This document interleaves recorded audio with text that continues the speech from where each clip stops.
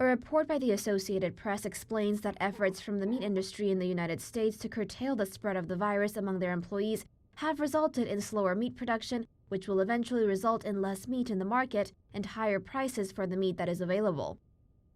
Pork production has been the most affected. According to the report, 15 of America's largest pork packaging plants are responsible for 60% of all processed pork produced in the U.S. This means that when one shuts down, overall pork production is severely affected.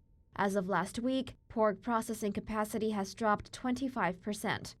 The Associated Press reports the U.S. Department of Agriculture expects beef to rise in price by between 1 to 2%, poultry by 1.5%, and pork between 2 and 3%.